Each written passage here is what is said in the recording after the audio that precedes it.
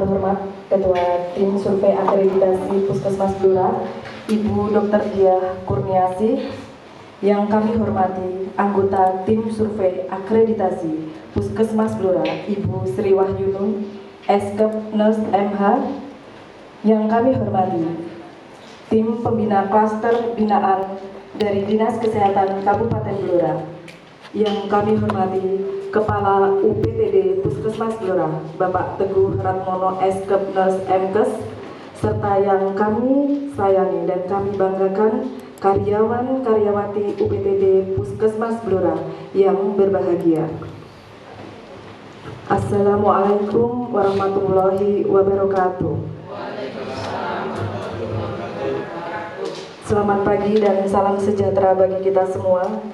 Kami ucapkan terima kasih dan selamat datang kepada tim survei akreditasi UPTD Puskesmas Blora yang berkenan hadir bertemu sapa kembali secara langsung di Aula UPTD Puskesmas Blora dalam acara penilaian akreditasi UPTD Puskesmas Blora hari kedua Rabu tanggal 22 November 2023 bersama Laskesi, Lembaga Akreditasi Fasilitas Pelayanan Kesehatan seluruh Indonesia. Semua menjadi lebih mudah, bermutu, dan menyenangkan. Bapak Ibu yang berbahagia, berikut kami sampaikan safety briefing UPTD Puskesmas Blora. Selamat datang di UPTD Puskesmas Blora. Sesuai dengan peraturan perundang-undangan keselamatan kerja, maka kami wajib menyampaikan prosedur keselamatan selama berada di area UPTD Puskesmas Blora. Bangunan UPTD Puskesmas Blora terdiri dari 2 lantai, yaitu lantai 1 pelayanan rawat jalan, UGD, dan pelayanan persalinan. Lantai 2 area manajemen dan aula UPTD Puskesmas Blora. UPTD Puskesmas Blora memiliki 2 jalur masuk utama, 3 pintu masuk, dan 1 titik kumpul.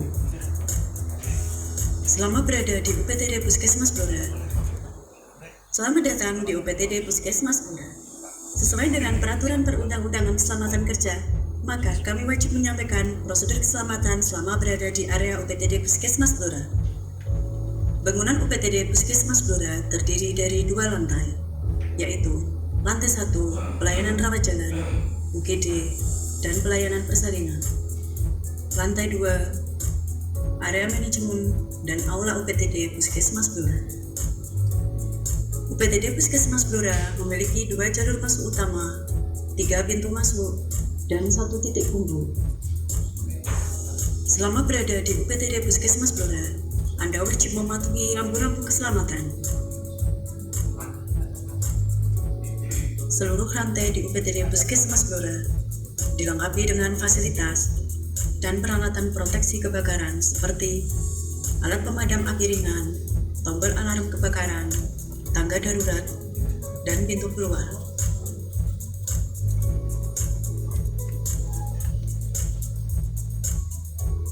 Saat ini Anda sedang berada di ruangan aula, tepatnya di lantai 2 UPTD Puskesmas Blora. Ruangan aula lantai 2 dilengkapi dengan fasilitas kegiatan dan fasilitas keselamatan yang terletak di depan ruang aula. Musola berada di depan ruang aula sebelah kanan. Toilet berada di luar ruangan di sebelah kiri musola. Selama berada di area UPTD Puskesmas Blora, Anda wajib mengetahui letak pintu darurat dan jalur evakuasi menuju titik kumpul. Apabila terjadi gempa bumi, tetap tenang dan jangan panik. Lindungi kepala dengan kedua tangan. Carilah tempat yang aman di bawah meja atau menempel pada dinding. Hindari tempat yang berkaca. Jika gempa telah selesai dan keadaan telah aman, segera keluar melalui pintu keluar. Apabila terjadi kebakaran, tetap tenang dan jangan panik. Segera keluar dari ruangan melalui pintu keluar terdekat. Ikuti jalur evakuasi. Berjalanlah dengan cepat dan jangan berlari. Gunakanlah tangga darurat. Berjalanlah dengan memegang handrail. Prioritaskanlah kepada wanita, anak-anak, ibu hamil, lansia, dan disabilitas. Bagi wanita yang menggunakan sepatu hat tinggi harap dilepas. Ikuti petugas koordinator menuju titik kumpul evakuasi yang berada di halaman depan Puskesmas Blora.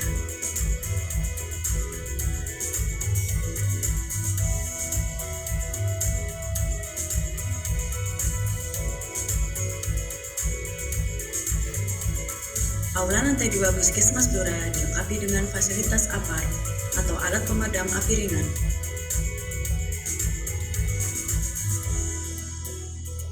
Demikian safety briefing yang kami sampaikan. Kami ucapkan terima kasih dan selamat beraktivitas.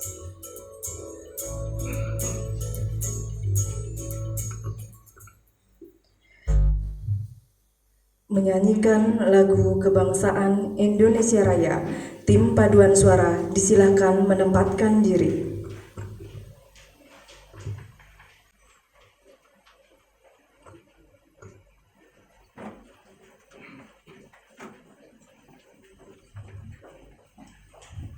Hadirin dimohon untuk berdiri.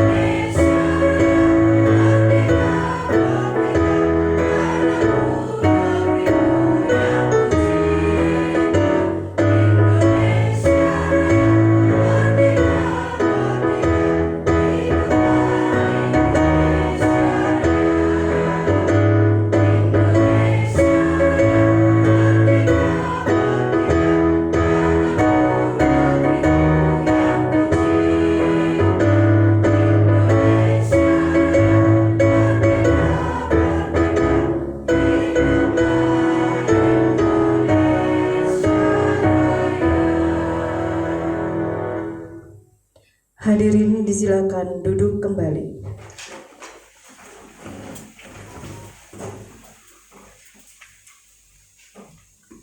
Acara selanjutnya menyanyikan Mars Puskesmas Blora dilanjutkan dengan yel-yel penyemangat akreditasi Puskesmas Blora menuju paripurna.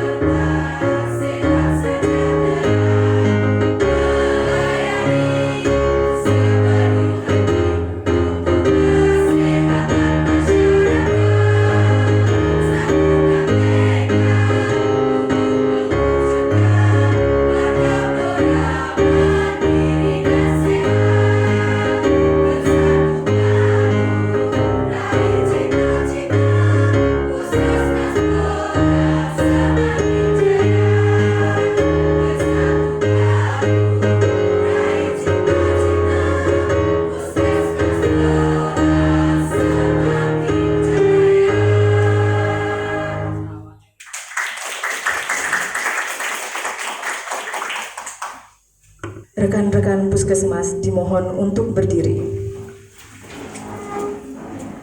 Siapa kita? Semangat pagi. Pagi, luar biasa. Siapa kita? Puskesmas Blora. Puskesmas Blora. Prima. Akreditasi. Bersama sesi menjadi muda, bermutu dan menyenangkan. Puskesmas Blora. Kita bisa, pasti bisa, paripurna, yes.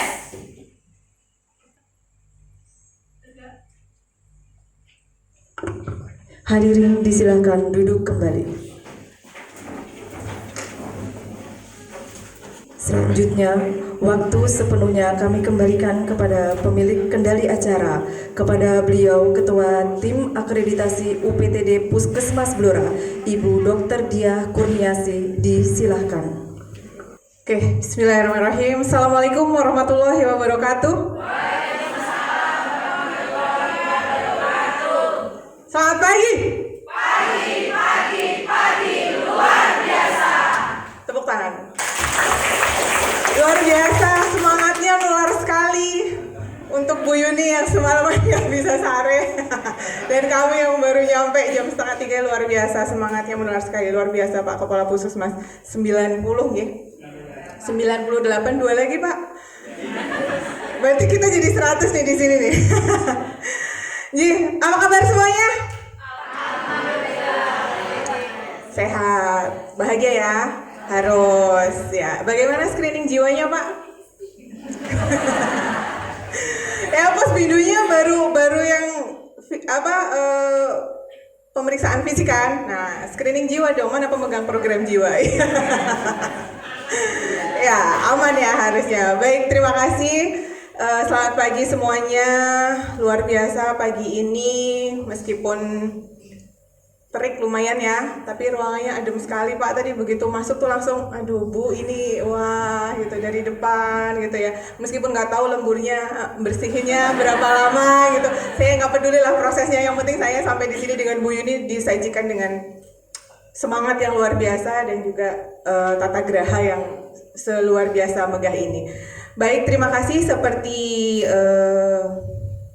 technical meeting dan opening kita kemarin, memang kemarin ada beberapa yang kita lewatkan di daring, sudah kita lakukan prosesinya. Ini ada satu, tapi mohon maaf saya kelupaan. Yang surat pernyataan apa sudah? Ya, berarti kita simbolis dulu Pak untuk penyerahan surat pernyataan dari Puskesmas bahwa beliau tidak akan meninggalkan Puskesmas. Jadi kalau Pak Teguh pulang, saya pulang, saya langsung belok kanan gitu.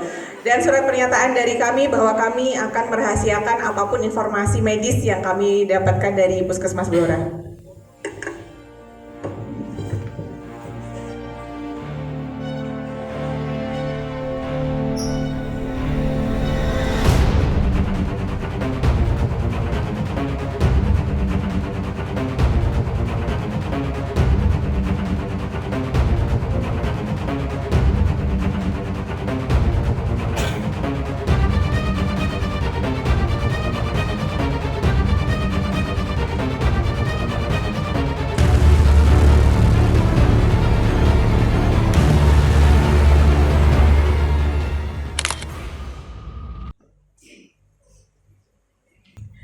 Baik, ini nggak apa-apa dokternya di sini semua. Yang pelayanan gimana? Ada? Oh iya ya sudah aman, nggak apa-apa. Karena harapan kami tidak mengganggu pelayanan apapun ya. Jadi silahkan tetap berjalan sesuai seperti biasanya saja. Nanti pada saat kita membutuhkan petugas tersebut, kita yang nunggu kok daripada pasiennya yang menunggu. Seperti itu. Jangan sampai proses akreditasi ini justru membuat pelanggan itu merasa terganggu dan tidak terlayani dengan maksimal gitu. Soalnya ada satu vaskes yang mohon maaf pelayanan terganggu karena akreditasi. Nggak boleh. Jadi pelayanan tidak boleh terganggu, lebih baik akreditasi yang terganggu karena pelayanan. Baik, mohon izin untuk memberikan ini temuan dari proses pertama kita yaitu daring. Jadi kami kan bertemunya hanya baru via suara ya, yang kasih ada gambarnya gitu. Nah, ini adalah temuan yang kita dapatkan.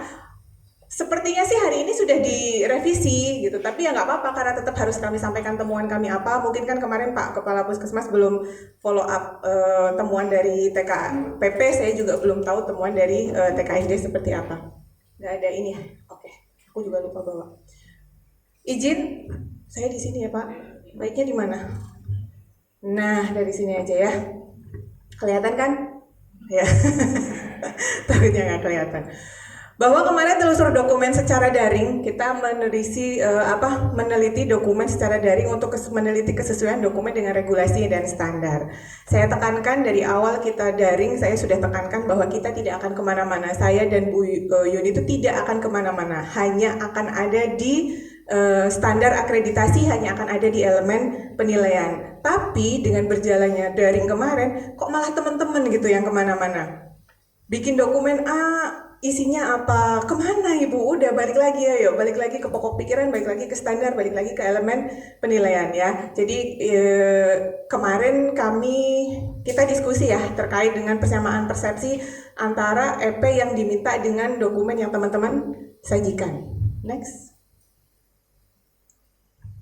Ini untuk bab 3 secara keseluruhan semua regulasi ada. Jadi kalau kita bilang regulasi itu adalah SK, SOP, panduan, pedoman, kerangka acuan, semuanya ada. Ini kita tidak bilang isinya benar atau salah. Ya, kita bicara ada karena di EP itu tersedia atau ada regulasi mengenai A, B, C, D, E. SK ada. Kemudian SOP juga ada. Hanya catatannya, dan ini sebenarnya catatan klasik sih. SOP itu harusnya dibuat oleh pelaksana, jangan dibuat oleh PJ. PJ hanya melakukan koreksi, mungkin kalimatnya, mungkin ada urutan atau standar prosedur wajib yang ada di puskesmas yang belum masuk, contohnya identifikasi itu harus masuk di semua SOP pelayanan gitu. Jadi PJ hanya mengkoreksi apakah langkah-langkahnya sudah tepat atau belum. Tapi teknis untuk pembuatan SOP-nya, langkah-langkahnya itu seharusnya dibuat oleh pelaksana. Kenapa? Karena kalau dibuat oleh PJ nantinya pada saat ada pemeriksaan atau audit terkait kepatuhan petugas ya pasti nggak patuh semua. Seperti itu. Jadi silahkan dibuat dengan bahasa yang sederhana mungkin, jangan pakai bahasa langit. Ya, udah turun. Jangan tinggi-tinggi loh, jatuh ya. Jadi pakai bahasa langit. SOP pendaftaran ya sudah dibayangkan saja petugas pendaftaran kalau ada pasien datang itu saya sapa dulu, saya tanya sudah pernah berobat atau belum, saya tanya punya kartu jaminan atau tidak, setelah itu saya data ABCD, setelah itu apa. Dan SOP itu harusnya tidak boleh lebih dari 10 langkah. Pacar aja 5 langkah dari rumah ya. Jangan serius-serius satu. Ya kan orang pacar aja 5 langkah dari rumah, masa SOP 10 langkah kejauhan, padahal SOP kan di sini ya, jadi jangan jauh-jauh, di situ saja.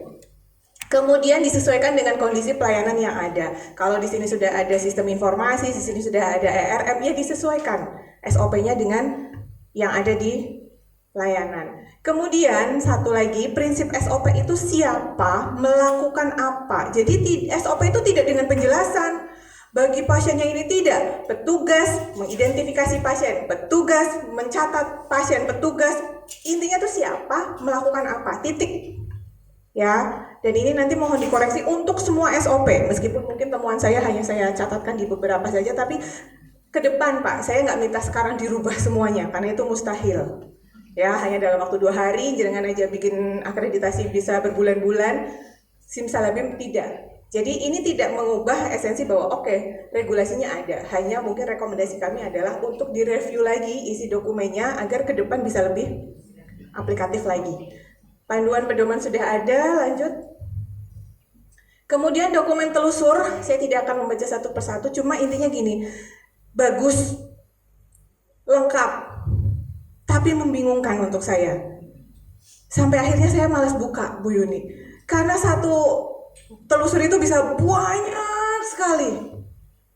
Jadi saya untuk melihat ini telusur yang saya maksud yang mana, yang di EP yang mau saya tunjukkan ke verifikator nanti yang mana, saya bingung. Akhirnya kemarin saya, udah kamu tunjukkan yang mana. Oke, yang ditampilkan yang itu saja, tolong yang lain dihapus. Contoh seperti ini, yang diminta SOP. Memang SOP hierarkinya harus ada SK, bener ya? Tapi tidak harus semuanya ditampilkan. Iya, disesuaikan saja dengan EP yang diminta. Terus telusur. Ini dokumen rekam medis, poinkan pada komponen yang diminta dalam EP. Jadi misalkan saya minta identifikasi pasien, jangan saya dikasih RM dari halaman depan sampai halaman belakang. Dan itu untuk saya jujur kemarin itu karena capek juga kalau cuma satu EP nggak apa-apa, masalahnya di bab 3 kan semuanya minta RM Bu Yuni. Wah, sekalinya RM saya cuma butuh misalkan kayak kajian awal, saya harus dari atas ngurutin lagi ke bawah, ini ada general consent, ini ada ini, oh baru ini ketemu gitu. Waktunya sangat lama. Sebenarnya bukan itu poinnya teman-teman. Poinnya adalah begini. Fakta analisa yang kami tulis itu akan di cross check oleh verifikator. Yang pertama ada verifikator LPA, yang kedua ada verifikator dari Kementerian Kesehatan. Verifikator itu nggak bertemu dengan teman-teman. Ya kan, kalau saya ketemu nih kayak kemarin, coba tunjukin, menurut kamu yang mana, menurut kita yang mana, ini benar nggak, ini benar nggak. Verifikator kan nggak ketemu dengan jenengan. Pada saat mereka membaca fakta analisa saya dan mencocokkan dengan Google Drive itu ternyata berbeda, atau mereka mungkin seperti saya tidak menemukan yang dimaksud, mereka bisa menurunkan nilai yang kami buat. Meskipun fakta analisa kami bisa dibilang lebih terpercaya karena kami datang langsung. Begitu. Jadi saya berterima kasih, dan jangan terus jadi setelah ini nggak lengkap, ya setelah ini lengkap, penulisan RM yang memang harus selengkap itu. Cuma maksud saya dalam hal kebutuhan akreditasi ini, tolong sesuaikan dengan poin atau komponen yang diminta dalam EP. Kajian awal ya, contohkan saja kajian awal, misalkan kajian awal poli umum, kajian awal poli gigi, kajian awal persalinan, itu boleh. Tapi jangan satu pasien satu RM benar-benar dari halaman depan sampai halaman belakang. Itu akan ada sendiri nanti di waktu pengelolaan RM, di mana di situ diminta kelengkapan RM. Nah, itu baru nih satu EP. Akan saya lihat lagi dari depan sampai belakang. Kemudian silahkan untuk dokumen telusur itu tidak harus satu EP satu lembar bukti telusur. Contoh, kajian awal dengan asuhan gizi, dengan asuhan keperawatan, atau dengan yang kita sebut CPPT itulah. Itu tidak harus semuanya satu lembar. Bisa terbayang RM mereka setebal apa Bu Yuni, karena untuk kajian prabedah mungkin ada sendiri, kajian anestesinya ada sendiri, penanganan fisiologisnya ada sendiri. Ngeluhkan Bu Dokter, iya dok saya juga sebenarnya. Itu silakan berinovasi, yang penting tidak menghilangkan esensi bahwa RM itu berisi semua catatan medis pasien. Tidak harus per lembar. Malah saya khawatir pada saat itu lembar terpisah-pisah, follow up dokter pada saat pasien datang itu hilang. Dokter apalagi pasiennya banyak seperti di bawah nggak akan sabar baca satu-satu. Begitu tahu ternyata kemarin habis periksa gigi, habis cabut gigi, ternyata periksa umum karena komplikasi tersebut tidak tahu. Tapi kalau CPPT itu benar-benar urut dalam rangkaian satu cerita, dokter yang membuka, mau dokter baru pun dia akan tahu, oh riwayatnya dia pernah KB nih, oh dia udah sekian, sekarang dia penyakitnya darah tinggi, mungkin nggak ada keterkaitan di situ.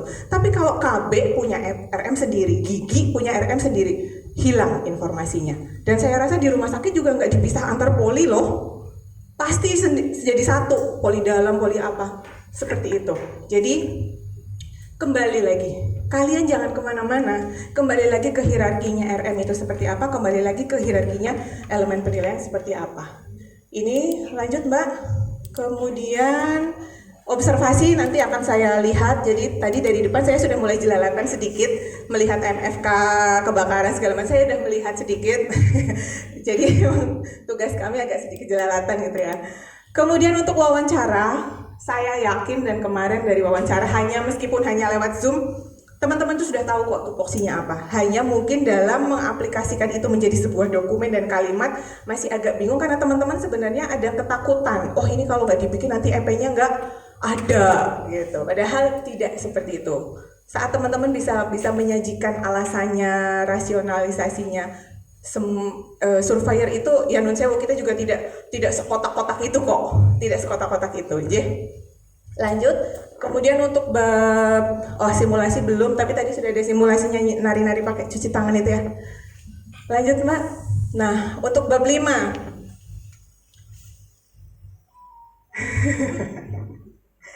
sebenarnya bukan bab baru, cuma memang kalau saya bilang berat. Jadi Pak Kapus, jadi kalau kita bilang bab 5 dan bab 1 MFK nanti, itu tuh Pak, anaknya berarti 55 kan sampai 56 ya. Anaknya sih cuma 6 Pak, tapi cucunya banyak banget Pak. PPI aja ada berapa? PPI punya buyut Pak. Jadi udah PPI itu anak, PPI punya anak 6 ini punya buyut lagi. Yo, jadi banyak banget. Dan kalau PPI saya nggak bisa ditawar. PPI MFK itu nggak bisa ditawar. PPI ada 6 program itu harus berjalan di sini. Hanya tinggal teman-teman integrasi. Semuanya itu berbunyi terintegrasi, Pak. Jadi di bab 1 ada SK penanggung jawab koordinator, harusnya mutu masuk di situ. MFK masuk di situ. Di bab 1 ada SK indikator kinerja, harusnya indikator mutu masuk di situ. Nah, yang saya temukan masih sendiri-sendiri. Ke depan, nah saya nggak bilang sekarang, syukur-syukur sekarang bisa diintegrasikan, tapi kalaupun tidak ya secara ketersediaan dokumen ada, tapi kan catatannya jadi tidak terintegrasi dengan 1.2.1 apa ya kalau tidak salah, seperti itu. Jadi nanti jadi tim mutu itu bontotannya Pak, kan bab 5 ya, bontotan, tapi jangan dipisahkan, kakaknya harus tetap jadi satu. Mutu ya ada di SK penanggung jawab koordinator Puskesmas, penanggung jawab koordinator Puskesmas. Di situ ada mutu, jadi tidak boleh terpisah. Ya sebenarnya boleh sih, cuma kan masa dipisah sih Pak? Diusir gitu dari rumah, mungkin anak durhaka kali. Pergi kau gitu. Jadi semuanya terintegrasi. Kalau teman-teman lihat semuanya terintegrasi. Bab 5 loh ya, kita bilang bab 5 pasti terintegrasi dengan. Jadi silahkan nanti direview lagi untuk dokumennya. Kemudian sama seperti tadi SOP, silahkan siapa melakukan apa dengan bahasa yang sesederhana mungkin dan seaplikasif mungkin. Kemudian ini program mutu juga tidak boleh dipisah. Kalau di struktur organisasi, mutu itu kan ada indikator mutu, keselamatan pasien, manajemen resiko, K3, MFK, audit internal, ya 6-6-nya harus masuk dalam program mutu yang ada di bab 5. Meskipun pada akhirnya pelaksanaannya akan dilakukan oleh masing-masing PJ itu. Jadi satu rumah mutu itu, 6 itu satu rumah, ya jangan dipisah. Kemudian lagi next, sama silahkan dokumen bukti disesuaikan dengan pokok pikiran. Banyak sekali, apalagi MFK. Ada penanggung jawab MFK di sini? Ya, nanti ketemu kita Bu. Ngopi dulu tapi ya Bu ya. Ya, karena pembahasannya akan sangat berat. Saya di Puskesmas sebelumnya Jati Bogor itu seharian ngomongin MFK. Jadi tenang Bu, kita akan diskusi. Oh, dia langsung digali, dia langsung stres nih. Enggak, kita akan menuju ke jalan yang benar Bu setelah ini ya. Dan saya pastikan beliau pasti kemana-mana udah. Padahal nanti begitu ketemu saya, oh gitu ya Bu, oh itu ya Bu, gitu. Pasti kayak gitu. Ya, jadi dokumen telusurnya silakan disesuaikan dengan pokok pikiran. Contoh, PPI ada 6, ya dokumen bukti pelaksanaan monitoringnya, ya 6 itu dimonitoring. Apalagi MFK, wes cucu buyut canggah ono kabeh. Banyak banget itu. Ibu anggotanya berapa? Jangan bilang sendirian. Oh. Kalau sendirian nanti Pak Kapus, Pak KTU tak suruh ikut. Karena MFK itu luar biasa loh, apalagi di Puskesmas ya. Di klinik saja itu luar biasa, apalagi di Puskesmas. Itu ibarat kata dari halaman depan Bu, ini sampai tembok belakang, itu urusannya ibu semua. Ya, mulai dari jam dinding, AC, semuanya, atap genteng Bu, itu urusannya ibu semua. Jadi kita akan bicara soal rumah tangga nanti ya. Dan itu menghabiskan banyak biaya Pak. Jadi kalau nggak dipelihara dengan baik, boros nanti ya. Itu lanjut. Ya ini seperti indikator mutu, jangan hanya INM ya. Indikator mutu itu ada 3, INM, MPP dan IMPEL. Ya tiga-tiganya. Terkait tiga-tiganya itu ada irisan, dihitung bareng, boleh nggak? Boleh. Cuci tangan itu ada di INM, cuci tangan itu ada di PPI, cuci tangan itu ada di K3, di MFK juga ada. Jadi indikatornya jangan sendiri-sendiri. Ini mesti yang nggak pernah ngobrol antara UKP sama mutu sama PPI itu biasanya jarang ngobrol. Sama MFK karena nanti ketersediaan sarana untuk cuci tangan diatur di MFK, kepatuhannya diatur di indikator mutu, simulasinya diatur di UKP. Nah, seperti itu ya. Lanjut. Ini sudah yang insiden keselamatan pasien ya, sekecil apapun meskipun itu cuma pasien kepleset, insiden keselamatan pasien KNC, KTC, KPC selain sentinel dan KTD itu tetap harus dilaporkan internal. Lanjut lagi. Ini juga belum sama wawancara, kalau ditanya paham, cuma itu tadi mungkin kebingungan untuk ini dibikin dokumen kayak apa sih ya gitu. Contoh lagi. Ya, untuk bab 1 kemarin dilema etik ini juga belum integrasi. Saya rasa dilema etik itu sebenarnya hal yang sangat sering terjadi. Pasien nggak mau dirujuk, pasien menolak vaksin, pasien menolak persalinan gitu kan ada ya yang hari-hari tertentu. Nah di Blora pasti ada nih hari apa gitu nggak mau, ya kan, apa namanya. Nah aku dengar soalnya kemarin di klinik juga seperti itu, ada, itu dilema etik ya. Kemudian ini untuk yang klik mbak ya, ini yang K3, ini saya baru melihat dokumen, saya belum wawancara dengan teman-teman. Kalau secara dokumen ada, hanya untuk imunisasinya itu yang belum. Jadi analisa tingkat resiko itu maksudnya bukan register resiko, tapi analisa tingkat resiko pajanan apa ya. Jadi intinya karyawannya Pak Kapus itu butuh vaksin apa gitu loh. Jangan cuma butuh suntikan dana, tapi suntikan vaksin Pak. Ya. Ya, kalau suntikan dana itu udah jelas mereka butuh semua Pak. Ya, contohnya itu hepatitis. Kalau yang ditampilkan COVID, mohon maaf kita bicara 2023. Vaksin COVID terakhir itu 2022 gitu. Jadi ya, lanjut. Ini untuk MFK, tadi sudah saya lihat dokumennya Ibu, tapi catatannya banyak sekali. Jadi nanti kita diskusi saja ya. Kita pokoknya siapkan kopi untuk saya dan Bu siapa namanya Bu? Bu Fitri. Siapkan kopi untuk saya dan Bu Fitri ya. Kalau bisa ruangannya yang dingin ya. Bu dokter meden-medeni, enggak, asik kok. Kita kalau ngomong MFK asik beneran, nanti asik sekali. Tapi di rumah jangan diterapkan Bu, berantem sama bapak nanti. Ya, ini jadi belum sesuai dengan pokok pikiran karena teman-teman biasanya lupa untuk membaca Kepmenkes KMK yang 165. Teman-teman hanya membaca Kepdirjen tentang elemen penilaiannya tapi tidak membaca pokok pikirannya, padahal di pokok pikiran itu sudah ada semua. Makanya saya bilang, saya nggak kemana-mana, kalian yang kemana. Seperti mutu kemarin, coba yuk dibuka pokok pikiran. Begitu dibaca, oh iya dong kurang, kita lengkapi gitu. Berarti terlihat sekali memang teman-teman hanya langsung fokus ke elemen penilaian. Oh ini minta SK, oh ini minta SOP, oh minta dokumen ini. Tanpa melihat esensi dari dokumen itu harusnya seperti apa yang sudah diatur di pokok pikiran. Seperti itu. Untuk bab 4 lanjut.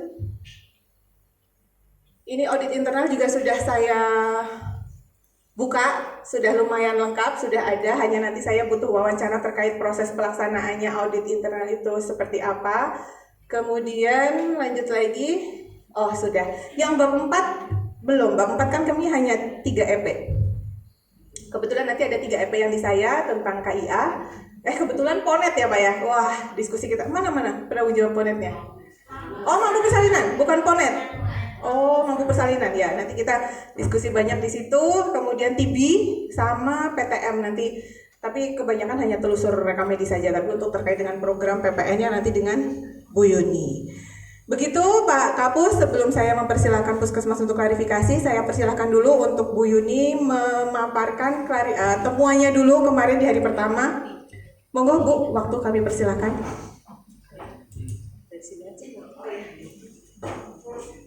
Baik, terima kasih Bu. Mohon izin ya Bu, saya sampaikan. Baik, semangat pagi. Pagi luar biasa. Senyum dong. Dari tadi yang bagian sana loh Bu. Mohon izin ya, baik, saya akan selamat pagi semuanya. Saya akan menyampaikan daring kemarin ya. Next.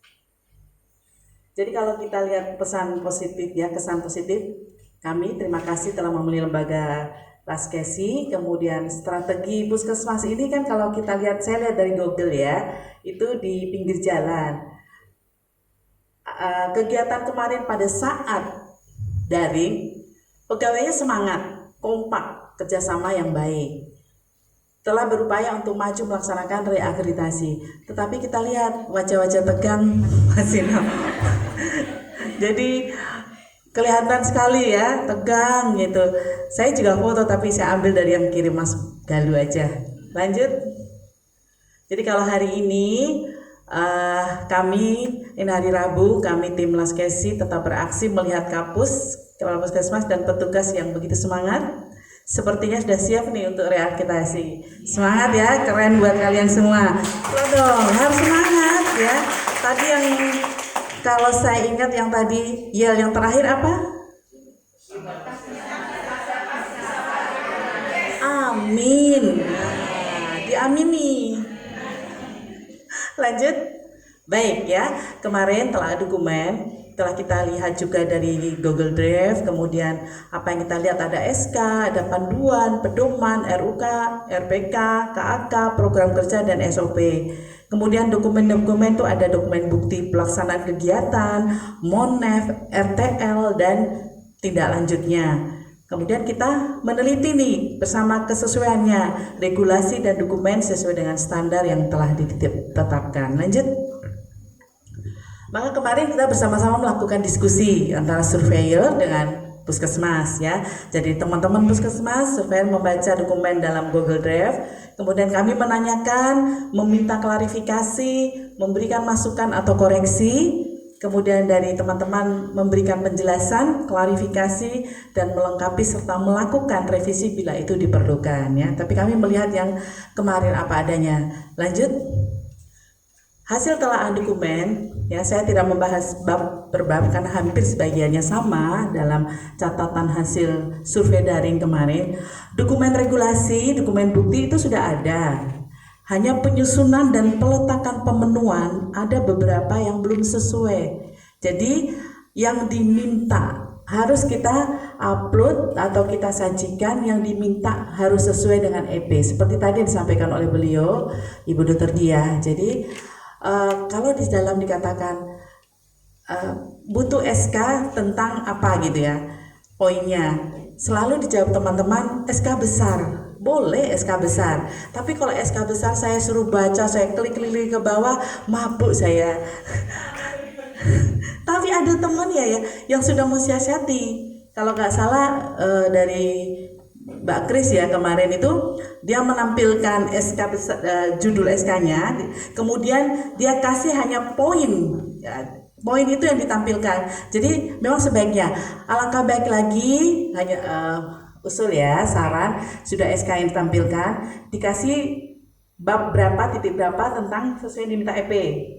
Di garis kemarin di hijau-hijau ya, kalau nggak kuning kemarin seperti itu. Jadi biar seragam. Jadi yang diminta itu jelas. Memang ada di SK besar, boleh, bukan tidak boleh ada. SK-nya yang disahkan itu ditampilkannya 2 lembar, baru baliknya yang diminta itu hanya lembarnya itu aja, ya.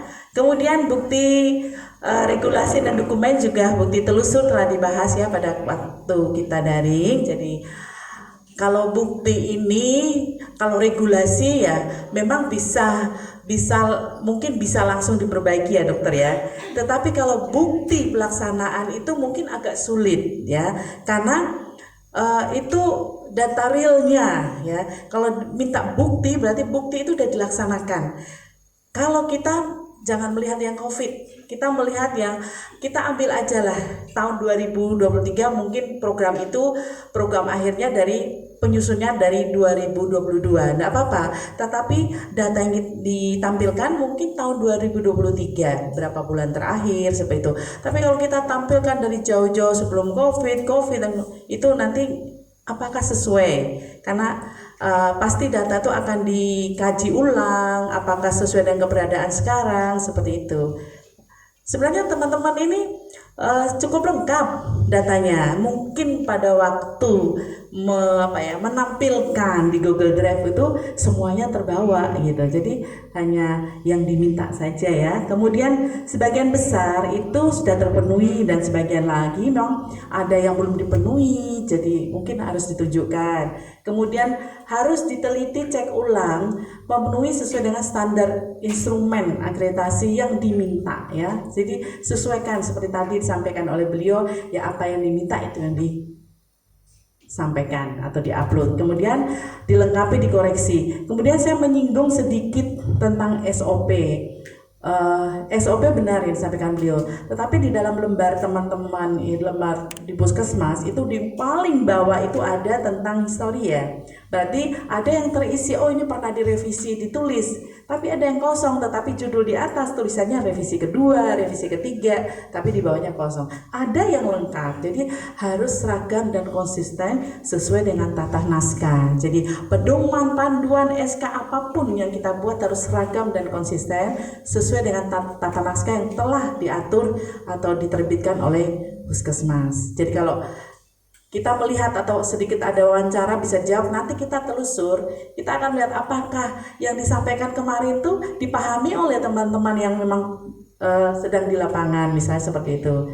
Ini salah satu contoh. Lanjut, baik. Kalau kita ingin puncak akreditasi, reakreditasi ini berjalan dengan baik, kerjakan apa yang ditulis, kemudian tulislah apa yang dikerjakan, hasil kegiatan kita. Tentunya di sini butuh kerjasama yang baik. Seperti tadi disampaikan oleh beliau, antara PPI harus berkomunikasi, saling berkoordinasi, karena tidak mungkin tidak dibutuhkan di bab yang lain, pasti saling bersinambungan, ada keterkaitannya. Lanjut.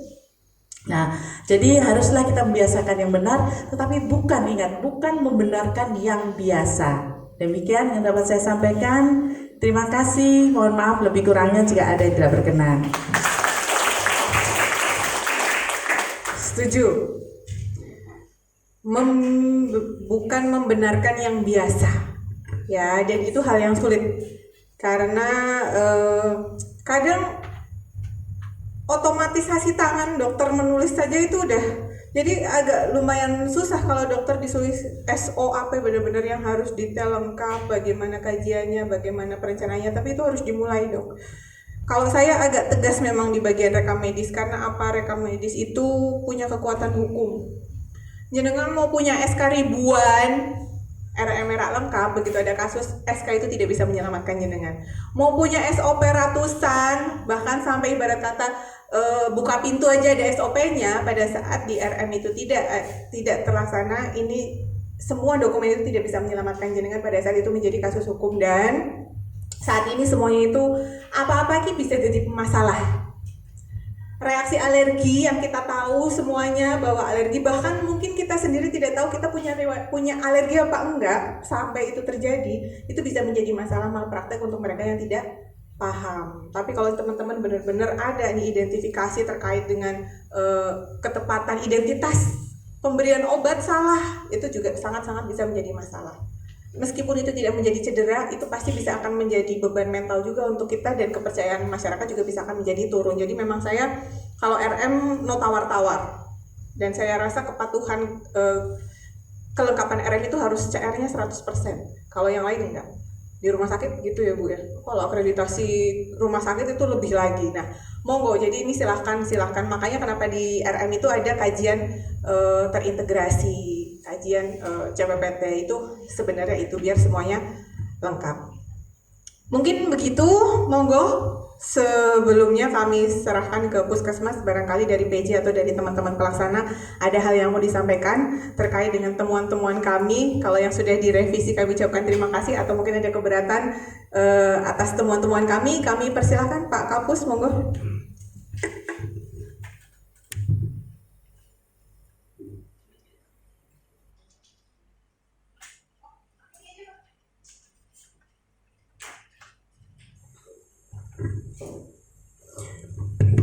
Semangat pagi.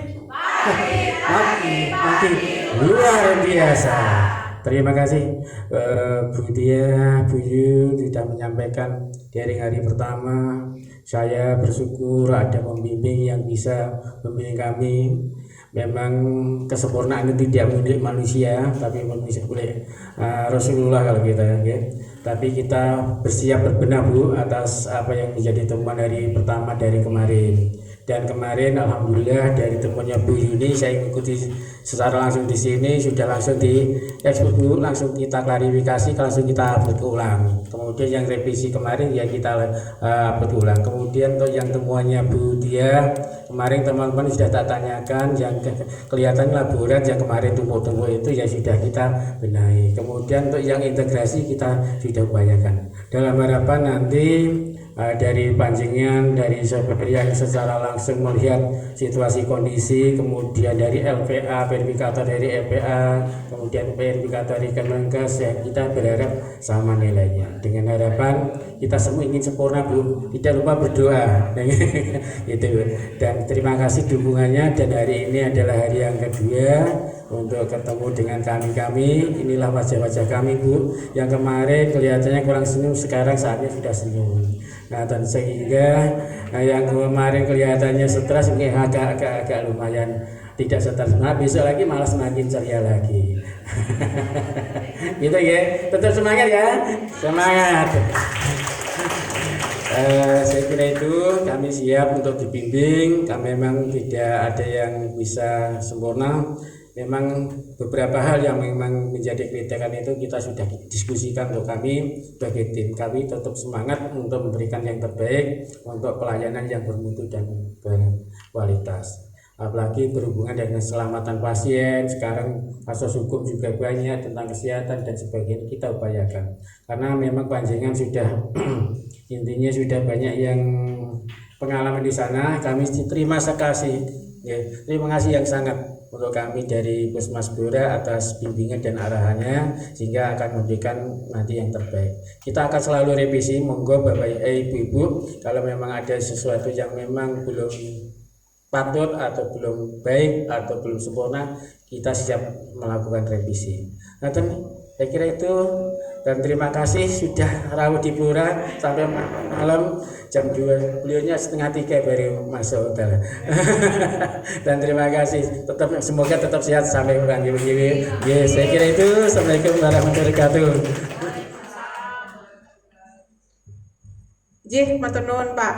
Ya, ya memang kami harus datang Pak. Kalau nggak datang nanti nggak jadi akrab. Jadi apapun yang terjadi datang pokoknya. Tapi kami tidur kok di jalan. Bangun-bangun kayaknya udah mau masuk Blora gitu. Mungkin itu untuk sesi klarifikasi pagi ini. Nanti kita istirahat dulu 15 menit. Monggo setelah ini saya mohon ruangan terpisah untuk Bu Yuni dan juga untuk saya. Nanti bisa telusur dokumen lagi untuk yang kemarin masih direvisi atau yang belum selesai. Nanti kalau Isoma, kalau mungkin ada waktu saya akan telusur fasilitas Bu Yuni. Ya, seperti itu Pak. Terima kasih semuanya. Mohon maaf bila banyak hal yang kurang berkenan. Saya sudah ingatkan kemarin saya orang Purbalingga asli gitu kan. Jadi wak kayak gitu. Jadi Mbak siapa tadi? Fitri. Jangan kaget ya Mbak ya. Tapi di mana-mana semua puskesmas paling petugas MFK-nya paling terkesan dengan saya. Wos, didikte satu-satu. Enggak, kita belajar. Jadi mumpung ada pendampingan gratis ini loh. Ya kan? Besok-besok kalau udah selesai akreditasi mau undang siapa? Undang saya jauh loh. Gitu. Mungkin itu, terima kasih sekali lagi, selamat. Yang pelayanan monggo, pelayanan saja Dok, tidak perlu, maksudnya saya tidak perlu ditungguin semua orang banyak, nanti kalau saya perlu ngobrol dengan siapa biar kita panggil, tapi pelayanan jangan sampai terabaikan. Nanti kan sekitar jam 1 kan kita juga masih ada waktu, jadi pelayanan juga sudah selesai, nanti kita akan lanjutkan. Demikian, mohon maaf kami akhiri untuk sesi ini. Assalamualaikum warahmatullahi wabarakatuh.